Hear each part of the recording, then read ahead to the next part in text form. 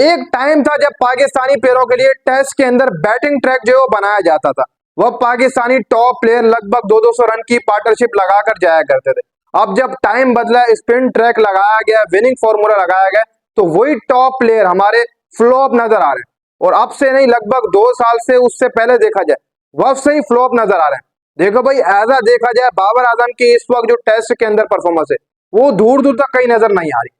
बाबर आजम ऐसा लग रहा है कि यार कोई टी लैंडर खेल रहा हो, क्योंकि जो स्पिनर्स के अगेंस्ट बाबर आजम जिस तरीके से शॉट्स कवर कर रहे हैं वो थोड़ी बहुत समझ से बाहर जा रही है। मानते हैं कि स्पिन विकेट है, बकिया प्लेयर भी टिक कर नहीं खेल रहे, वेस्ट इंडीज भी इस विकेट के ऊपर टिक कर नहीं खेली, लेकिन कहीं ना कहीं पर बाबर आजम के साथ ये स्पिनर्स का जो मसला है ये शुरू से ही चलता हुआ आ रहा है। हमने पाकिस्तान के अंदर उस टाइम के ऊपर भी देखा जब बैटिंग ट्रैक बने होते थे तो बाबर आजम को कोई स्पिनर घेर कर चला जाता था। मतलब बाबर आजम के साथ स्पिनर्स का मसला बहुत ज्यादा शुरू से ही रहा।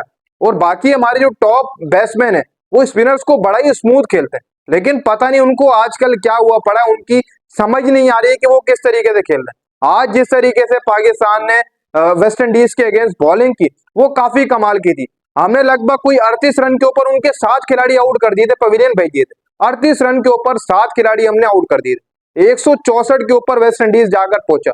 आप यहां से अंदाजा लगाएं, हमारे स्पिनर्स ने बड़ी जबरदस्त बॉलिंग की, उनके 7 खिलाड़ी 38 के ऊपर आउट कर दिए। लेकिन शान मसूद को समझ ही नहीं आ रही थी कि यार आप किस तरीके से इसको कवर करना है, कि यार आप 100 से पहले पहले वेस्ट इंडीज की आल कर सकते थे। कहीं ना कहीं पर आपके पास काफी ज्यादा टाइम मौजूद था, क्योंकि आज देखो भाई, कोई 20-21 विकेटें जो है वो आज के दिन गिरी हैं। पाकिस्तान की भी आल हुई, वेस्ट इंडीज की भी आल हुई। मतलब ये फॉर्मूला कहीं ना कहीं पर नुकसान भी दे रहा है कि एक दिन के अंदर दो दो इनिंगें खत्म हो रही हैं। अब कल जब टेस्ट स्टार्ट होगा, कहीं ना कहीं पर ऐसा लग रहा है कि कल टेस्ट खत्म हो जाएगा। मतलब दूसरे दिन तीसरे दिन टेस्ट खत्म इन विकेट्स के ऊपर। मतलब हर बंदा माइंड बनाकर आता है, टेस्ट क्रिकेट इस वक्त नुकसान में जा रही है। जहां पर टेस्ट क्रिकेट को बनाया जाता था 5-5 दिन के लिए, 4-4 दिन के लिए एक टाइम हुआ करती थी, वो चला करती थी टेस्ट। लेकिन अब जब पाकिस्तान में टेस्ट क्रिकेट हो रही है तो वो 2 या 3 दिन मुश्किल चलती है। और देखो भाई, 2 दिन के अंदर पाकिस्तान में टेस्ट का रिजल्ट निकल के आ जाता है, आज तो एक दिन में ही निकल के आ गया। मतलब कहीं ना कहीं पर बहुत ज्यादा बैकफुट पे हम आते जा रहे हैं। ऐसा ना हो आईसीसी एक्शन ले ले हमारी पिचेस के ऊपर, क्योंकि एक दिन के अंदर ऐसा रिजल्ट आना बहुत ज्यादा मुश्किल बात है और बड़ी बात है कि आपकी 2 इनिंगें गिर रही हैं एक ही दिन के अंदर, और ओवर्स भी 41-41 हो रहे हैं। इतने इतने ओवर वेस्ट इंडीज में जो ओवर खेले वो लगभग 40 से 41 ओवर खेले वेस्ट इंडीज में। तो कहीं ना कहीं पर आप हमारा जो स्पिन फॉर्मूला है उसके खिलाफ कहीं ऐसा ना हो आईसीसी एक्शन ले ले, क्योंकि यहाँ पर 2 दिन के अंदर टेस्ट का रिजल्ट निकल रहा। आज ही आपके सामने आप कहीं ना कहीं पर दोनों टीमें एक जंप के ऊपर मौजूद है, दोनों टीमें सेम रिजल्ट के ऊपर मौजूद है। कल जो अच्छा खेलेगा वो बेहतरीन रिजल्ट निकाल कर देगा और वही जीतेगा अगर जिसने कल जबरदस्त क्रिकेट खेली दूसरे दिन टेस्ट के, क्योंकि दूसरा टेस्ट मैच है और पहला दिन आज जिस तरीके से गुजरा, वेस्ट इंडीज की पहले हाल हुई। और शान मसूद को अगर देखा जाए कहीं ना कहीं पर, देखो भाई, नुमान अली और साजिद खान आप लगातार भी नहीं चला सकते। आप कहें कि यार लगातार चला कर रखें, और इन्होंने जो नया लड़का खिलाया काशिफ अली, उससे सिर्फ और सिर्फ थोड़े से ओवर्स करवाए इन्होंने, उससे ज्यादा ओवर्स नहीं कराए। ये मेरी एक बात समझ से बाहर थी। आप एक फास्ट बॉलर लेकर आए, आप उससे ओवर्स दिलवाते। उनकी तरफ से कीमा रोज ने भी विकेट्स निकाली, मतलब उनके 2 विकेट्स, शायद कीमा रोज 2 या 3 विकेट निकाल के गए, उनके फास्ट बॉलर भी निकाल। ऐसा हमारे फास्ट बॉलर ने भी 2 विकेट निकाली। कहीं ना कहीं पर उनको मजीद आप लगा कर रखते। साजिद खान, नुमान अली, स्पिन आप अगर ऐसे करेंगे, 15-15 ओवर एक स्पिनर से डलवाएंगे तो फिर काम तो बन गया आपका, क्योंकि शुरू में ही वो स्पिन कर सकते हैं, लगातार वो पूरी पूरी विकेट नहीं गिरा सकते। हाँ, ऐसा एक टाइम होता है, कहीं ना कहीं पर उसको थोड़ा रेस्ट भी चाहिए होता है। हमारे फास्ट बॉलर स्पिनर्स को खास तौर पर आप लगातार नहीं चला सकते, बीच में आप रेस्ट अच्छा भी दे सकते थे काशिफ और सलमान को लगाकर। जब आप रेस्ट देंगे तो आज जिस तरीके से 38 के ऊपर 7 थे तो यहीं पर उनकी इनिंग खत्म हो सकती थी।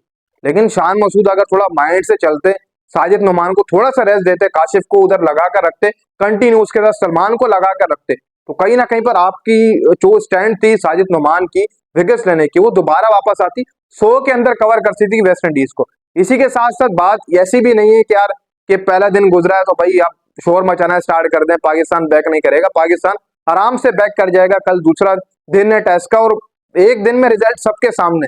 अब बंदा क्या कह सकता है, क्योंकि कल जो दिन होगा वो वेस्ट इंडीज के लिए भी अहम है, पाकिस्तान के लिए भी अहम है।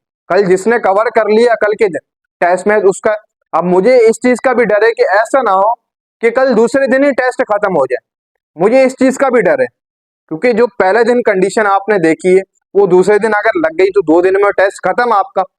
आपका वो माइंड सेट फॉर्मूला 2 दिन में खत्म। वो जो 5 डे क्रिकेट होती है टेस्ट की, उसको आप नजर मार रहे हैं। मतलब कि लॉन्ग फॉर्मेट एक टाइम चला करता था कि 5-5 दिन चला करता, लेकिन जब से हमारा स्पिन फॉर्मूला है 2 दिनों के अंदर ये रिजल्ट निकाल रहा है टेस्ट का। मजा भी आ रहा है, ऐसा नहीं कि मजा नहीं आ रहा। विकेट्स गिरा रहे हैं पाकिस्तानी स्पिनर, वो भी देखने में मजा आ रहा है। अब यहाँ से अगर देखा जाए, कल पाकिस्तान को अच्छी शुरुआत करनी होगी।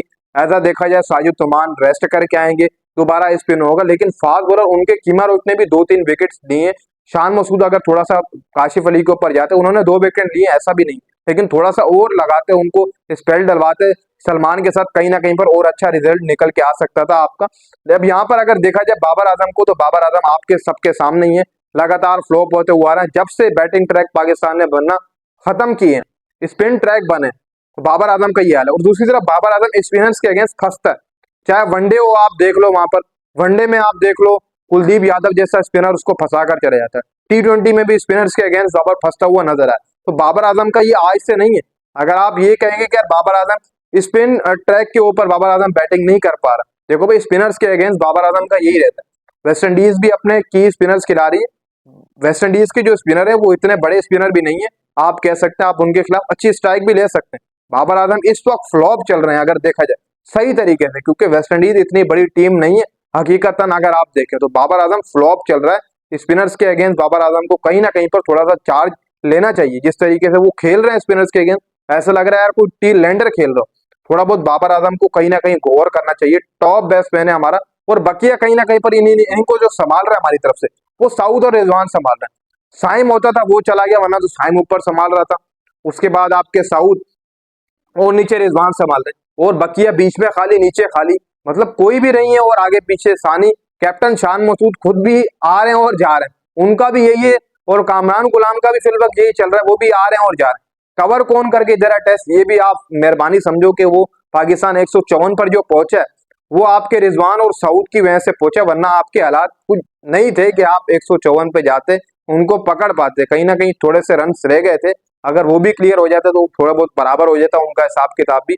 और अब दूसरा दिन कहीं ना कहीं पर टेस्ट का नतीजा निकाल कर ले आएगा कि टेस्ट कौन जीतेगा। मतलब 2 दिनों के अंदर आपको रिजल्ट देखने को मिलेगा। अब टेस्ट का जहां पर 4-5 दिनों के अंदर देखने को मिलता था, वहां पर अब पाकिस्तान में 2 दिनों के अंदर आपको रिजल्ट देखने को मिलता है।